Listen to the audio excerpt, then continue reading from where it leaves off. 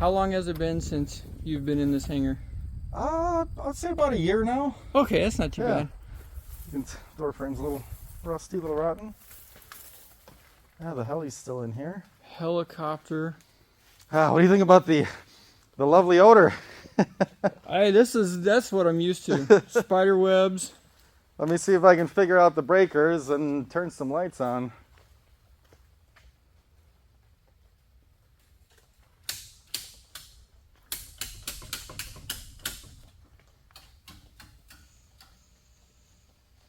Sounds like they're going. Oh, cool helicopter. So what's the story with this helicopter? So this is a 76 Hughes 269 that my family has Polish and German roots, and going back to friends in Poland, my dad's friend one day, who used to fly to the States to buy planes and restore them and take them back to Europe, let my dad know about the Hughes that the Polish government had available, or had, and was just sitting in a hangar in the middle of nowhere in Poland with no intentions of ever using it again.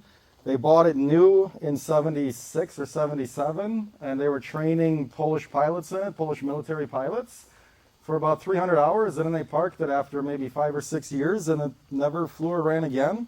Luckily, it was in climate controlled and in really, really pristine condition, so we went out there and took it apart, stuffed it in the container, and brought it back.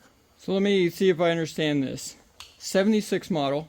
Yep. They flew it for 1, 2, 3 years, however, a couple years.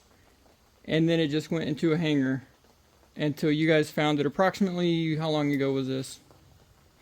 That would be, I know I missed some high school, a couple of weeks in high school to go get it. That's awesome. So I graduated in 2000, so it's probably like 98. So it was probably 20 years? About 20 years. Yeah. Wow. And this is the same as your dad? You guys, anybody done anything to it? So when we brought it back. Yep, that's a green screen right there, not on purpose. But give me less than 2 minutes and we'll get it fixed. I'll show you how I do this and some behind the scenes stuff. Also, thank you to today's sponsor, Factor. Yeah, I've been drinking these coffees here, protein and some caffeine. So let's set a timer for 2 minutes and get going.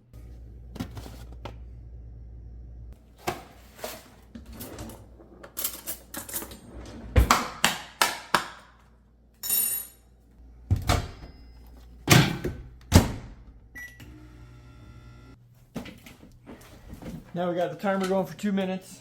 Let's get rolling. Oh, man, that is really good. Okay, we have the auto button down here. Let's see if we can just do that. Boop. That didn't do anything whatsoever. I don't have time to think about lunch and go buy lunch and all that kind of stuff and leave and do all that. That's why I love Factor meals. 2 minutes, they're yummy, and they're fitting some diet stuff. I know. Since January, Grizzly and I both have been kind of kicking the sugar, and it's been hard, not gonna lie. But I do feel a lot better about it, and thank you to Factor, where you can customize your meals to fit whatever kind of diet you're on. They have, I think, over 35 meals to do it. And they're all yummy, and it's a lot cheaper than eating out. So there you go. I think we're in the right direction with this right here. Yeah. Head to factor75.com or click the link below and use code Jimmy'sWorld50 to get 50% off your first Factor box and 20% off your next month of orders. That's code Jimmy'sWorld50 at factor75.com to get 50% off your first box plus 20% off your next month of orders. That's 50% off your first order and 20% off your next 4 boxes. That's a great deal right there, especially for this time of year. 18 grams of protein in this thing and only 4 grams of sugar. That is awesome. Okay, this is before. And there's after. There's the timer.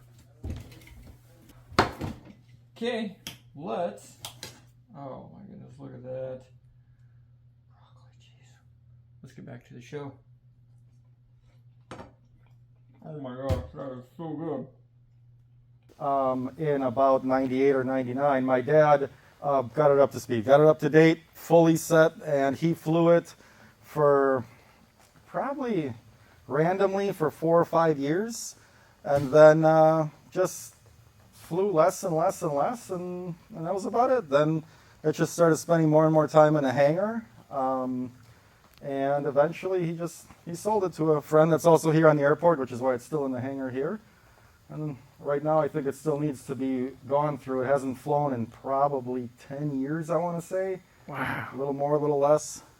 That is awesome. Oh, that is original. Look at that. She's a beaut, Clark. It's beauty, eh, Clark? I'm so happy I'm in a place that somebody knows that. Go get some jellies. And my dad, the guy, see the rack that it's sitting on, the little hydraulic cylinder? He made all that. He built all of it for moving it around. See, I'm a little jealous. That is a wonderful, wonderful rack. Yeah. Okay, so what's the story with all the Mercedes over here? So being of Polish and German descent from Europe, if my dad had an obsession with Mercedes 240s and 300s. So anytime he saw them in decent condition, he had to have them. So he grabbed them, and of course, all the engines. These are all engines for okay, that's what I was Mercedes diesels. Oh my goodness. Because if one blows, you got 22 more. Yeah, just go stick it in. That is unbelievable. So the real reason we're here is because you and your dad owned the Elvis Jet. Yes.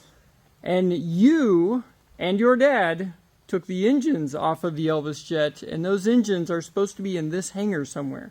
Yes, so tell me that story. Yes, I got to hear this. That story goes back, again, a lot of days missed in school. So it was probably in the mid-90s, I would guess, that my dad, before the helicopter, he bought 2 Polish military jet trainers. Is that those over there? Which are those 2 sitting right there. Okay. And threw them in a container, sent them over here, and that happened in probably 93, 94. And they come with a very inefficient, underpowered engine. They would fly fine, but he had learned that a Pratt & Whitney JT12-6 or -8 would be the way to go for fuel efficiency and performance. So he started hunting the country for it, and back then that was still a very popular engine. So you're talking 6 figures for something nice. So him and his friend, who's also heavily into aviation out of Pennsylvania, were looking and looking and looking for engines all over the country. I remember going to several hotels as a kid, just, fly down, go to the hotel, drive to some podunk middle of nowhere and see a piece of junk engine, something that someone used for like a dragster car, like a jet dragster that's just junk and really not going to fly.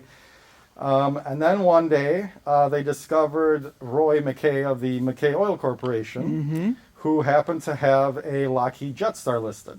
And at that time, it was not too far after Roy had restored it and then parked it at Roswell International Airport. Do you know approximately what year this was? When he parked it there, when we got to it in probably 96, 97. Oh, that late. When we got to it, I want to say it was already sitting for probably 10 to 15, I would guess. The last annual that I can tell when it was flying was 83. Yeah, so it was sitting for a while.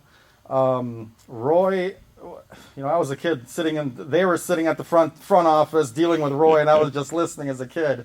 But I remember Roy was saying that they weren't flying it, but he would go out there with friends and show it off to them and run it and, those kind of things. But then eventually he wanted to part ways with it because at that time oil prices were down in the dumps and he was not hurting, but he wanted to get out. So that he was starting to liquidate some things. They tried to negotiate that first day and it didn't work out. They were way too far apart. So probably maybe my dad was calling him like every few months. Hey Roy, how's it going? I'm still looking for something if you're still, looking to sell.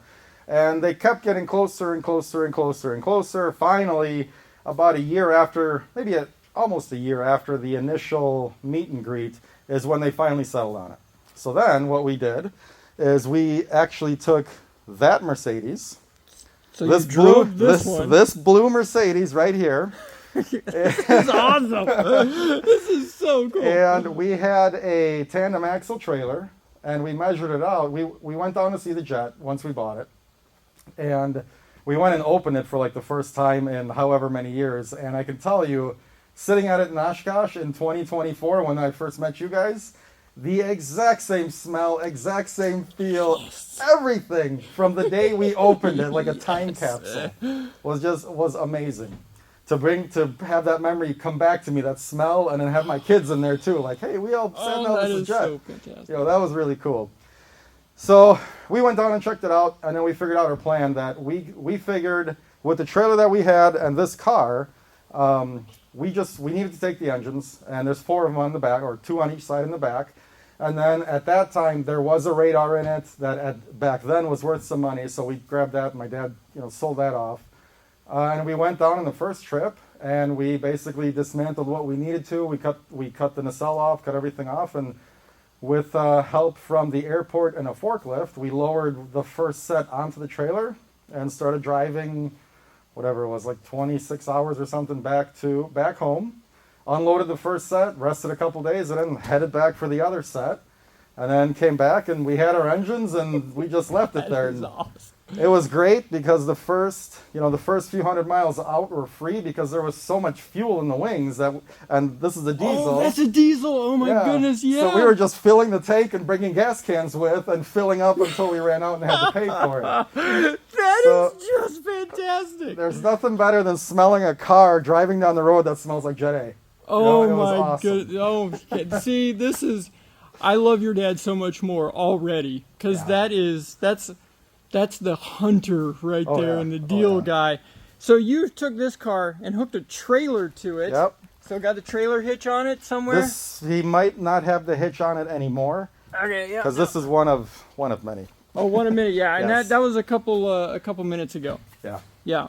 And then you brought them back here to Wisconsin. Yep. And then to go into those. Yep. Do you have any idea in here where they might be? So I know he built, because there were 4 of them. I know he sold one, but he did build a rack for them to sit up. So they're got to be sitting one on top of the other somewhere. Well, let's go. Let's take a stroll. And a plethora of diesel engines. Lots and lots of diesels. Golly, okay. Now, before we get to the jets back there, walk me through this. So it's a Polish fighter trainer. Yeah, this is a Polish fighter trainer from the late 50s, early 60s, called a TS-11 Spark, or TS-11 Iskra in Polish. Just a 2-seat trainer, and when they're together, they look really cool, but they're quite the project, quite the undertaking to get them going again. That is, and they look complete. I mean, you still have all the canopy glass and the insides. I don't know, all the instruments are still in it? Holy cow. Everything will still be in there from the day they were last flown in Poland. Whoa. Everything will still be in there. Oh my goodness. Yeah, and you didn't cut things on the wings. It looks like they're disconnected. His plan was to bring them here and restore them, put Pratt & Whitneys in them, and sell them. But, like all hobbies and things, you can see he built the framing so they sit on wheels. Oh, yeah, look at that. So you can push them around. And then he built the wing racks. Oh, so these are the wings right here. Yep, these are the wings for one of them. Holy cow, that's some... He built the wing racks so he could, rotisserie style it, rotate them and work on them. And it's funny because you see, he's got that mindset of I can build and weld anything, but the math isn't quite there. Everyone knows about dihedral on the plane. So if you look at this top wing, the dihedral is there, right? Oh yeah, because it's going up, and the other wing. So when you rotisserie this wing, the tip is almost on the ground because we didn't account for that. Oh, so the second rack, the wing is flat. Well, yeah, it's the second one you figure that out. You learned. Yeah. Right. Now I spy with my little eye right behind you. That something you might be right. That looks jet engine-y. And they're stacked.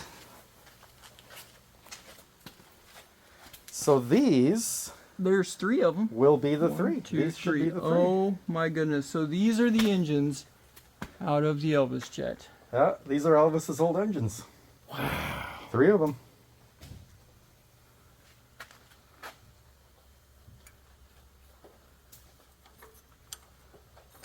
It's not locked up either. Look at that. Yeah. Wow. And these were running whenever they came out, right? Yeah. Whenever Roy was done with it, they were. If you would have, spent the time on it, we could have flown the Jetstar out of there, but at that time he just wasn't interested in it. What the heck is this thing? So this Is that another? Just is an the extra? perfect comparison. This is the Polish engine from the Jet. This is what's in there versus what you would want to put in there. So this is pretty big. Right. It's noticeably bigger than this. And you said these produce more power. These produce more thrust and burn less fuel.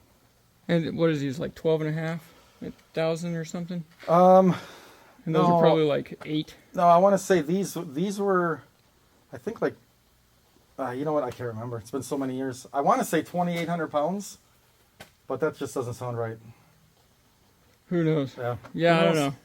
I'm sure the comment section is going crazy telling us exactly how many BTUs are coming out of this thing right here. So these are Pratt & Whitney JT12-6s. We wanted -8s, but the best we could find was -6s.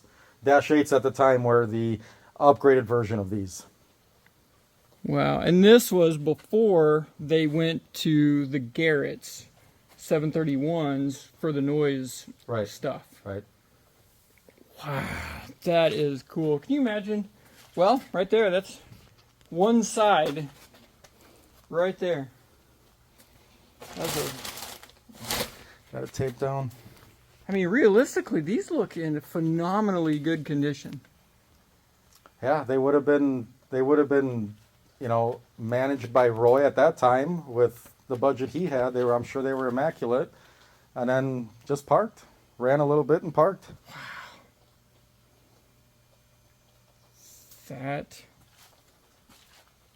That's amazing. And the ongoing story, you gain the 4 jet engines, one of which he sold off for financial reasons a long time ago. And if you notice there, that's a GPU, a turbine GPU. That went with the Elvis Jet? So what happened is he sat on the remains of the Elvis Jet for years and years and years, and then ended up trading the remains of the jet for a bunch of GPUs. And he spent forever. So hold on. So your dad Yep. traded the fuselage or everything that was Yep. left for a whole bunch of GPUs. Yes. Interesting. Yep. And then he spent 6 months or so just taking the engines out of them, and the engines are just sitting around the house now. Just jet engines and turbines laying around everywhere. That is just fantastic. And now, who did he trade the other engine to? And what did he get something good for The other it? engine was just sold. It was just plain sold outright, and I wouldn't know who it was. It was just someone that needed it. I feel like maybe a jet car racer, the jet dragsters. But I couldn't remember that. Man, that's what we need to do. We need to get one of these bad boys and figure out. Oh, I just had a brainwave. Uh-oh. We've been trying to figure out what to do with the gas tanks. Because they're huge. Yeah. Maybe build a car. Maybe. There you go.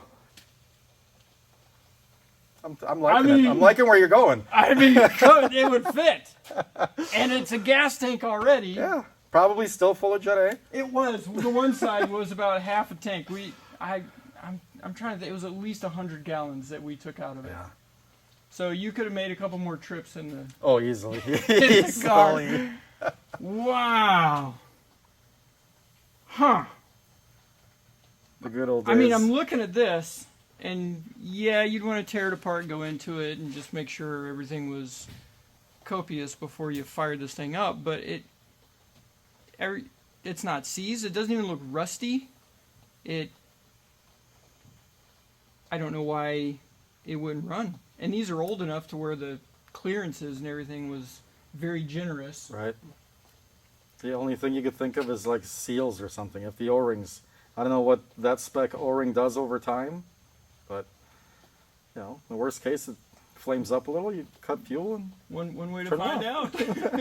out. Just only put a little bit of fuel in it so that it only Right. runs for a couple seconds. Wow. Well, tell your dad. I don't know what future plans are with all this kind of stuff. This is just unbelievable. But tell your dad, if he wants to find a new home for one of these, it can go back to the Elvis Jet where it belongs, and we will find something to do with it. That would be cool. To make a Bonneville racer out of the Elvis gas tank with the Elvis Jet engine. Oh, that'd be wild. That'd be That wild. would be insane. That'd be wild. Oh, man. That'd be cool.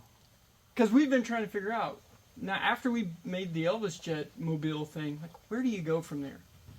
Right. What do you, Right. you know, holy cow. That would be where we could go from there. Oh, for sure. Oh, And my if one goodness. works, I mean, imagine if you stack two more on it. No. Well, we got two gas tanks. I'm thinking Mach 11. Yes. Oh my goodness, that is fantastic. Neato, neato. Well, there's a couple of other things. I want to take a closer look at these trainer jets here, and check in the cockpit and stuff like that. Yep. So let's do that. This is awesome. Wow. Oh, look at that. It does. That's got everything. Yeah, everything For the gun sight? Yep. The only thing they made us do was torch the guns. Oh, sure, yeah. Yeah. You had to torch the actions of the guns. But he's got the gun somewhere. You just have to Even the destroy- camera is still in the front, like the old Russian spy camera in the front of a jet. Wow. And here's the...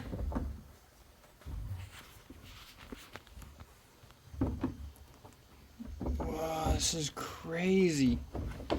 So now, was your dad a pilot? And did he fly a lot? Or like, what's his story? So his story is we immigrated to America when I was like a year old. And that was in like 82 or 83. And he worked in Chicago for a while. Then we moved north from there towards Milwaukee. And he just had a couple businesses, worked for a bunch of places, and got into flying somehow. I think the first time we ever went to Oshkosh. So of course you see that, and the next day he had to have something. So he bought the FP202, the ultralight, with his then business partner. They flew it around for a couple years, and then his partner bought his own. I think it was a T-Bird, and they were still both ultralights, and they flew those for a while. Then my dad put floats on his and had the brilliant idea of flying low by Lake Michigan. And if you look at the Journal Sentinel from back then, you'll see the article of his plane laying upside down in Lake Michigan and him holding onto it with a boat in the other hand, and they're trying to drag it back to shore slowly. It was a small ultralight. So a wave came up and grabbed the tip of one of the floats and just flipped him over. So luckily he didn't get hurt from that, but he got out. And then he rebuilt it because it got pretty badly damaged, and then flew it for maybe another 10 years, sold it, and then got his actual license and bought a 76 Skyhawk, which he fully restored, and then sold that off a few years ago, and then ended up picking up the helicopter and these things and Elvis's jet, and you know, what else are you gonna do? Boy, that got out of hand fast. It did. I know. I'm commiserating because, yeah, similar journey with airplane stuff, and the exact same helicopter, and a MiG-15 was, you know, mine, but I didn't actually keep it to put it back together. But wow, that is neat. You said there's a camera in the nose of this? Yeah. So there's this. I remember Yeah, being a there's the kid, lens. and we would pull this off somehow. Oh, there it goes. And then the other one up here. And this guy. So there's your Whoa! There's It's your- like an old 8mm or something. there's your 50s era spy cam. What? Look at that.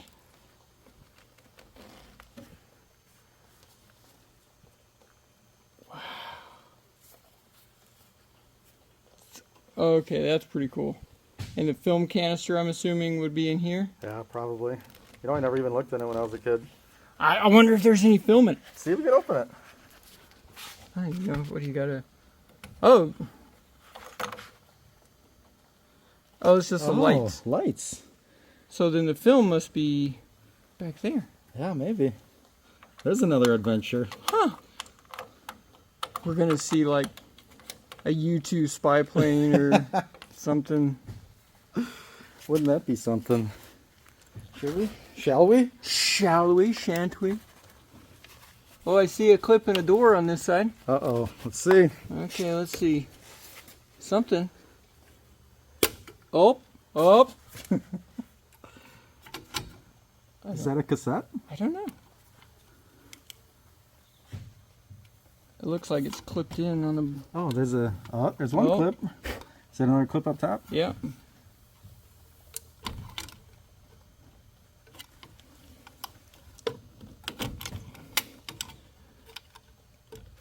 There we go. Let's see what's in there.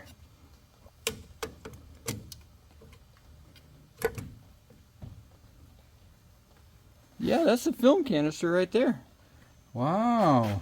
How do you get to the film without destroying it? Oh, I bet the lid pops off. Yeah, I bet it does. I'm sure if we open it and there's actually something in there. Poof, gone in smoke. It's, what, 65, 70 years old now? Maybe someone on your channel can develop this. Yeah. Yeah, don't open that. Wow. Yeah, I don't remember ever playing with it, but I wouldn't be surprised if I was, 10 years old or 12 years old, like, hey, what's this for? Yoink. Very interesting. Yeah, because that looks like that would be where the film would slide and go on the back side of this. And there'll be another one on that one, too. Oh, yeah, because the other one's on this one. Yeah. Wow. Very cool. Wow, this is super neat. I can't believe those engines are back there and they're still seemingly in amazingly good condition. Can you imagine? You just see him sitting back there, knowing that Elvis was sitting on the jet and those things were pushing him around. It's a cool feeling. Now that I'm older and can appreciate it, it's a cool feeling. That is pretty neat. Wow. And now I'm curious to know for you, because you were early high school teenager while you were doing the stuff with your dad.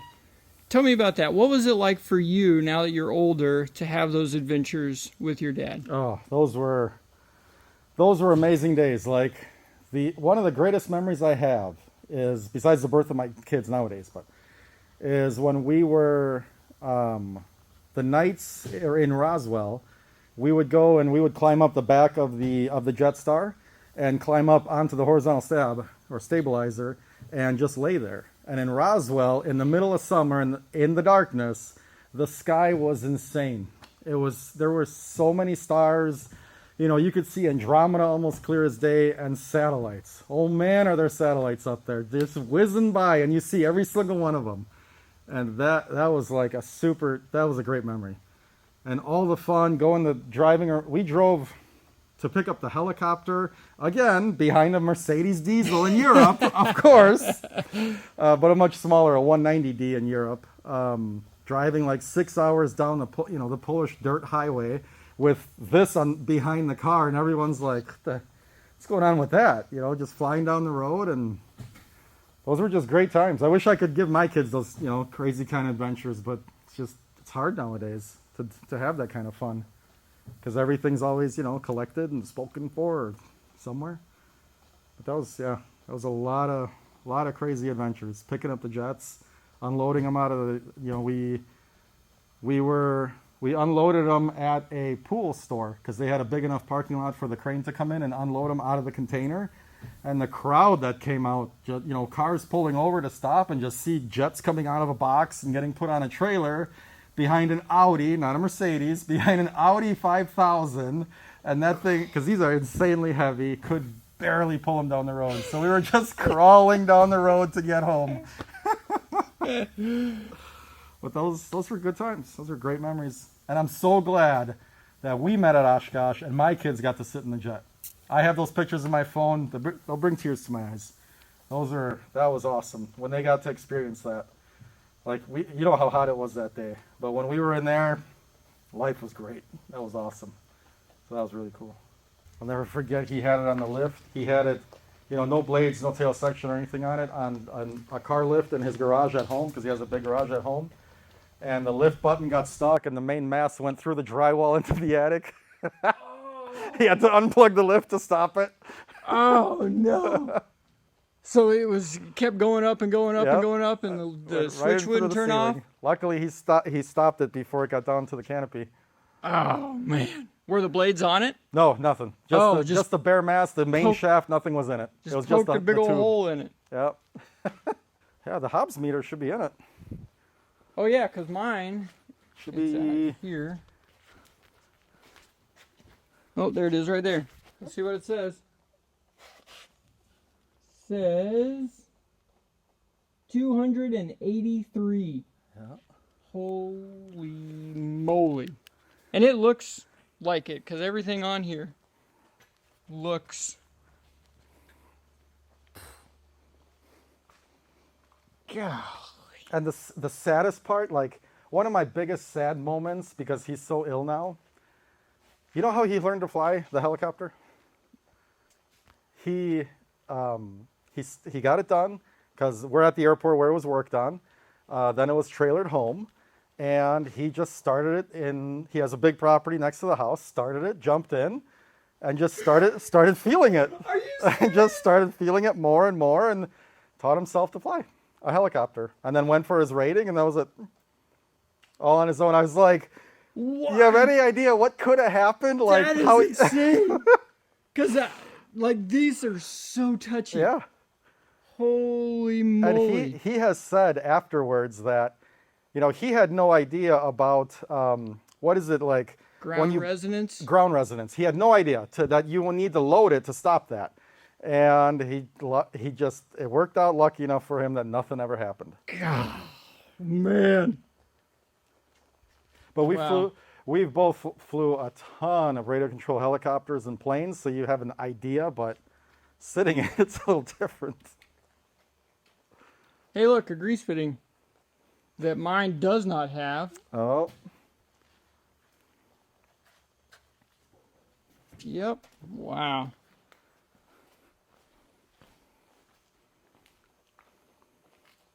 That's what I always say. It's so sad to see the guy that can barely walk now, can barely talk, but jumped in a helicopter. First he rebuilt it, then he jumped in it and taught himself to fly. That is... See, that's so much respect for those people that they just go after it. Yeah. They just do it. The drive. They don't know they're not supposed to do it. Yeah. Or no, it's just like, how did you do that? Well, why not? They just... Yeah. Those are some special people. Wow. Okay, another question. Yep. You mentioned there may be some records of the Elvis Jet. So since Oshkosh, I did talk to him, and because like I told you before, there was like 200 pounds of paper, just box after box in it, that it's hard to communicate with him, but he remembers that we were taking most of that. Okay. So I looked around in their basement. I think I saw maybe one of the instruments for it, because it was that color gray, and that wouldn't be from anything in here. But I didn't see the boxes of paperwork or anything. And I went to where he would have put it, but there's still areas in the garage, in his garage, that maybe they're in there, but that search can still go on. Okay, yeah. That's to transport the helicopter. He built that trailer. Oh, wow. Oh, yeah, here's the other one. It's just amazing. Jump in. The ladder's right there. Just don't shake it so the canopy don't come down and chop you in half. Yeah, no, I'm good. Oh, you got the stool in here for the kids. The stands are there, but we never trusted them. Yeah. That canopy weighs like 600 pounds. Yeah, no thanks. I'm good. God, that is a massive canopy. That thing must be 9 feet long. And the ejection seats with plywood. Those are they're like a giant shotgun shell. That's what I hear. Yeah, it's a they're- mortar round that goes in there, right? A lot of Polish pilots were paralyzed practicing ejections Yep. because of that. the guy that was doing the MiG training said that the only time you would ever eject is if you were going to die, because you'd probably never walk again. Right. And that was the absolute last case scenario. If you have a story or one to share with something really cool and unique like this one, send me an email, therealjimmysworld@gmail.com. Put a comment down there. I read all of them, most of them. And we'll keep exploring and checking out really cool things. See you next time. I just found out, and Ben and I were talking, that his dad is looking to sell these jets, and my understanding is they are complete. They're just, IKEA versions. Right. The helicopter is sold already, and is he wanting to sell the Mercedes? The as well? Mercedes, everything you see besides the helicopter. From the oil burner hanging from the ceiling. Oh, so it's like he's stripping the hanger out. He yeah. wants to clean this thing out. Yep. He's in his condition. He's most likely not going to come play too much anymore. Hopefully we get to see him around for quite a bit longer, but he's just in a time to sell things off, Okay, well there you go. So I'm going to put his email address in the description. His name is Ben, and just email him directly, and you guys will work things out. Like the diesel Mercedes, come on, you can't destroy those things. No. Although I will say the Elvis jet engines, I'm putting dibs on those first right now. So there's that. But otherwise, you need 1 or 2 or 12 diesel Mercedes engines, a couple of Polish jets, some wings back there. It's just all crazy. Wow, neato. All right. Well, time to hop back in the airplane and head back south so that we can continue our work on the Elvis jet and the other projects we got going. Right on. Thanks, man. Thank you so much. My Really pleasure. appreciate your help. Yes, sir. And thank you so much for coming out to Oshkosh and meeting and sharing this awesome story. Yeah, that was great. I love that. Wonderful. All right. See ya.